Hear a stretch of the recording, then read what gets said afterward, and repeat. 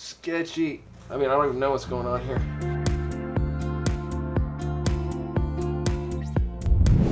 I got jackfruit. This was the smallest one that I could get. They say it can get really sticky when you cut this thing. So we're gonna try cutting it. Never cut a jackfruit. So we have a bowl to put all the big things. They come in these big chunks. It's trippy. I'm gonna lay down a towel. Because of the sap, you want to coat your hands in oil and then hold a very sharp knife. I brought 2 knives. So we're just gonna cut straight in. No idea how this is gonna work. You cut all the way around the perimeter.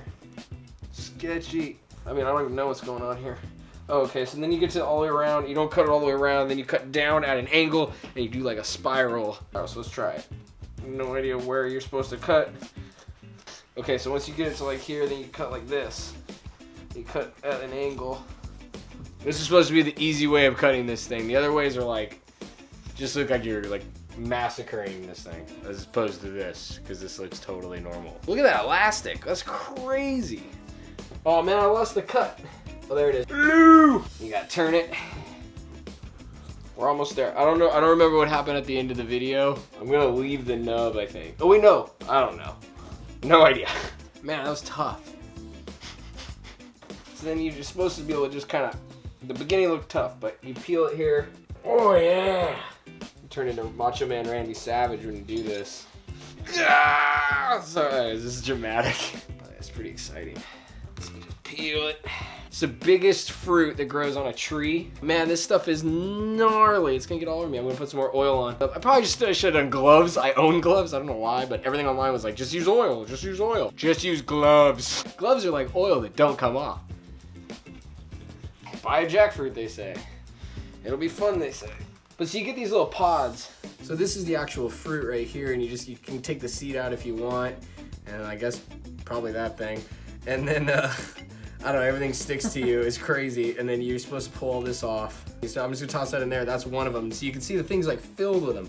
It's definitely like a workout. So if you're looking for a workout fruit and not like a lazy fruit, this might be the fruit for you. We're gonna see what Sophie thinks. All right, Sophie, what do you think? Smell. They're not that interested. The dogs aren't that interested. So we thought this would be like, they'd be all crazy cutting this thing, and I think they're just super confused. They're as confused or more confused than we are. Taste-wise, tasting this, it's pretty similar to what I had in Thailand. I'd say it's a little different. I don't know if that's because I cut this a little too soon. It's really, I don't know, when you've never had this fruit before, it's hard to tell if it's ripe or not, but it tastes kind of cantaloupe-y. What do you think? I think it tastes like a cross between a melon and a mango and a cantaloupe. Okay. Look how delicious this looks. Look how delicious this looks. To the outside or so. So we're just gonna cut straight in. No idea how this is gonna work. And cut all the way around the perimeter. Okay. Oh yeah, crazy sap. Look at this sap. Weird, man.